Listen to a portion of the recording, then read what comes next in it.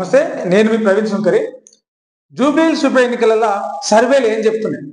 ఇప్పటి వరకు బయటకు వచ్చిన సర్వేలన్నీ చెప్పినాయి నిజమేనా? ఏ సర్వే ఎవరికి మద్దతు పలికే సర్వేలలో ఉన్నది వాస్తవమా లేక కల్పన? పిఎస్టీవీ కూడా ఒక సర్వే చేసింది, మన ఛానల్ కూడా ఒక సర్వే చేసింది. అంటే సర్వే అంటే సర్వే కాదు, గ్రౌండ్ లో ప్రజలు ఏమనుకుంటున్నారు అని జెన్యున్ గా తెలుసుకునే ప్రయత్నం చేసింది. దాదాపు ఈ 15-20 రోజుల నుంచి నేను మీ ప్రవీణ్ శంకరి, నేను ఒక జర్నలిస్టుగా, ఒక బాధ్యత గల పౌరుడిగా, ఈ భారతదేశ ఓటరుగా కొంతమందిని జూబ్లీహిల్స్ ఓటర్లు నువ్వు కలిసే ప్రయత్నం చేసి వాళ్ళతో మాట్లాడే ప్రయత్నం చేసినాం. వాళ్ళందరూ కూడా మనం ఏమడినామంటే ఎవరు గెలుస్తారు? జూబ్లీహిల్స్ ఉప ఎన్నికలలో మాగంటి గోపీనాథ్ చనిపోయినందుకు ఉప ఎన్నిక వచ్చింది. ఇప్పుడు ఆయన తరపు నుంచి వాళ్ళ బీఆర్ఎస్ పార్టీ నుంచి మాగంటి గోపీనాథ్ వైఫ్ పోటీలో ఉన్నది. కాంగ్రెస్ పార్టీ నుంచి గత ఎన్నికల్లో ఎంఐఎం నుంచి పోటీ చేసి ఇప్పుడు కాంగ్రెస్ పార్టీ నుంచి పోటీ చేస్తున్న నవీన్ యాదవ్ పోటీలో ఉన్నాడు. యూసుఫ్ కూడా స్థానికుడు.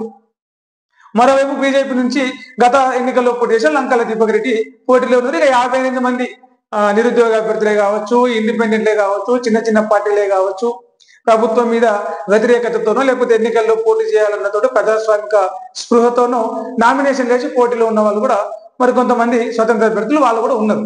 సో ఈ అందరికి సంబంధించి మనం ఎవరు గెలిస్తే బాగుంటది, ఎవరైతే మీకు అక్కర వస్తారు, ఈ మూమెంట్ లో ఇప్పుడున్న రాజకీయ పరిస్థితులు, రాజకీయ వాతావరణంలో ఎట్లా ఉంది, మీరు ఎవరు గెలవాలనుకుంటున్నారు అని చెప్పేసి కొంతమంది జనాలతో మాట్లాడే ప్రయత్నం చేస్తాం.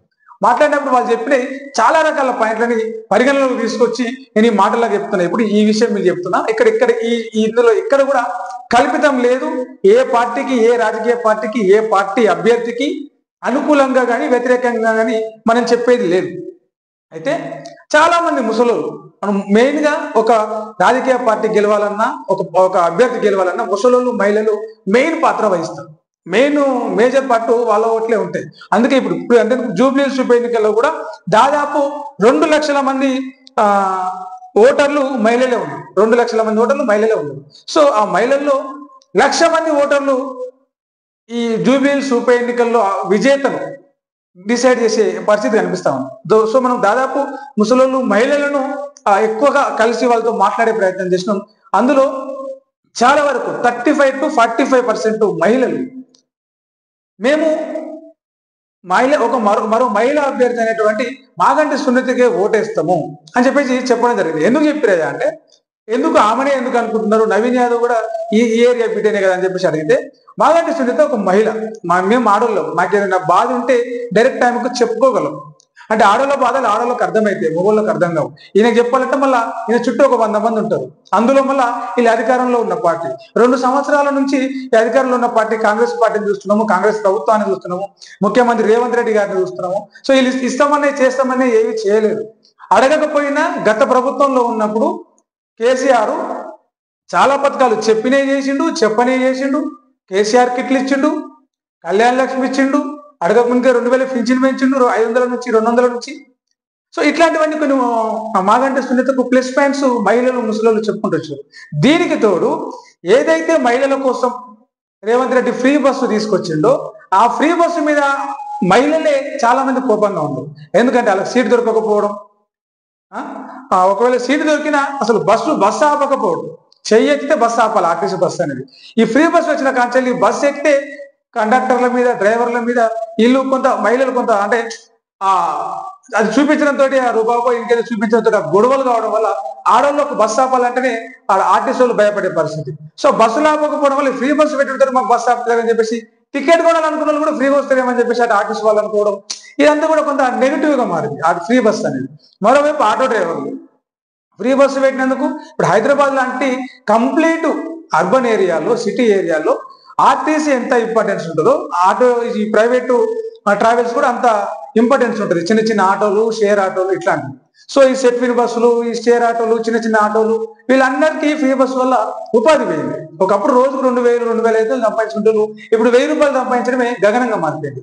అలాంటి ఆటో డ్రైవర్లు వీళ్ళందరూ కూడా ఏమంటారు అంటే, అన్న మేము గతంలో చేసుకున్నప్పుడు 2000, 2500 తీసుకుపోయేటోళ్ళం, ఆటో కిరాయి, గ్యాస్, పెట్రోల్, దాని ఖర్చు వెళ్ళిపోయేది, ఇంట్లో రోజువారీ ఖర్చు వెళ్ళిపోయేది, బండి కిస్తే వెళ్ళిపోయేది, ఫైనాన్స్ వెళ్ళిపోయేది, కొంత బాగా. ఇప్పుడు అసలు మిగులుతలేవు, ఇంట్లోకి వెళ్ళడమే కష్టం ఉంది, ఇంట్లో కిరాయి కట్టలేకపోతున్నాము, పిల్లలు స్కూల్ ఫీజులు ఏం కట్టాలి, ఏమైనా రోగమో నొప్పి వస్తే ఎట్లా, పండుగ నొప్పి వస్తే ఎట్లా అని చెప్పేసి ఉల్టా క్వశ్చన్లు వేస్తాను. సో ఆటో డ్రైవర్ అందరూ కూడా కొంత నెగిటివ్ గా ప్రభుత్వం మీద కోపంతో ఉన్నారు.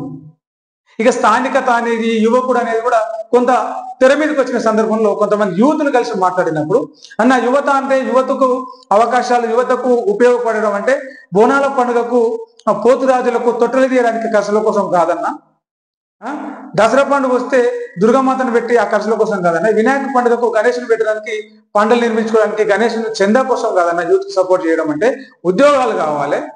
గవర్నమెంట్ ఉద్యోగాలు కాకపోయినా మంచి మంచి కంపెనీలు వస్తే ప్రైవేట్ ఉద్యోగాలను వస్తాయి.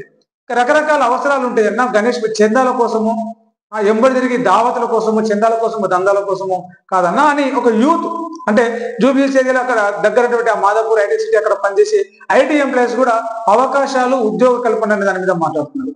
మరోవైపు నిరుద్యోగులు కూడా నామినేషన్ వేసి అటు జూబ్లీహిల్స్ ఎన్నికల్లో పోటీ ఉండి మేము మోసపోయిన ఉద్యోగాలు ఇస్తామని మాకు చేయలేదు కాబట్టి మీరు కూడా మోసపోకండి అని చెప్పేసి వాళ్ళు ఇంకోవైపు రంగంలో దిగినారు.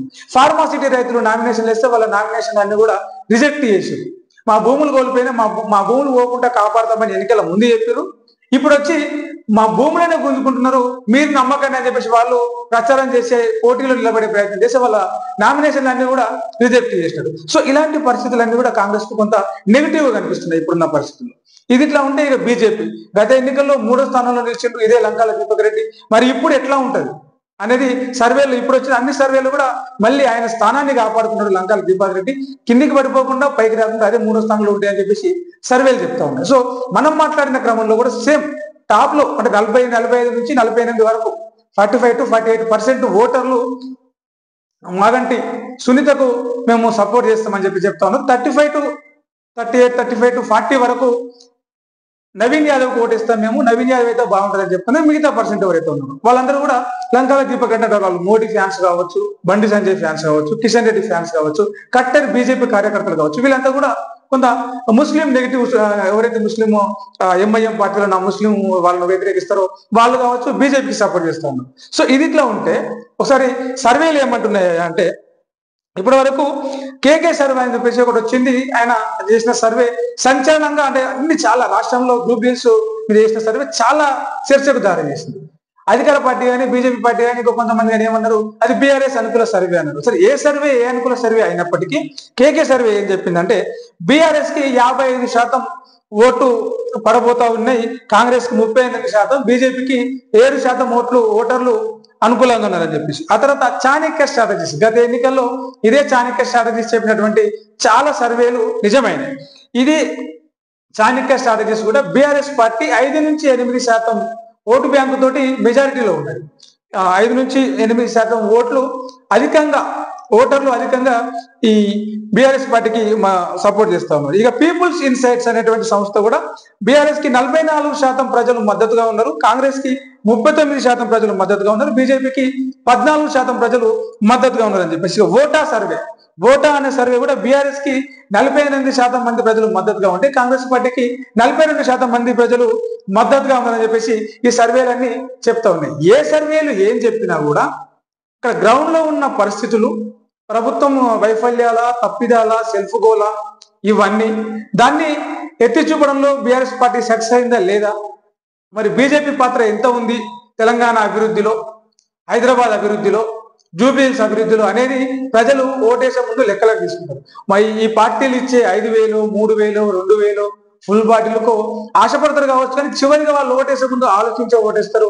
మరి చూద్దాం, జూబ్లీహిల్స్ సర్వేలు ఏమో ఎట్లా చెప్తా ఉన్నాయి బీఆర్ఎస్ పార్టీ గెలుస్తాయి అని చెప్పేసి. మరి ఓటర్లు ఎవరిని గెలిపిస్తారు, ఓటరు తీర్పు ఎలా ఇవ్వబోతున్నదో రేపు 11వ తారీఖు నాడు ఓటు నమోదైతే 14వ తారీఖు నాడు తీర్పు వస్తుంది. అప్పటి వరకు మనం కూడా వేచి చూద్దాం. మన ఛానల్ సబ్స్క్రైబ్ చేసుకోవడం మర్చిపోకండి. నేను మీ ప్రవీణ్ సుందరి. Thank you.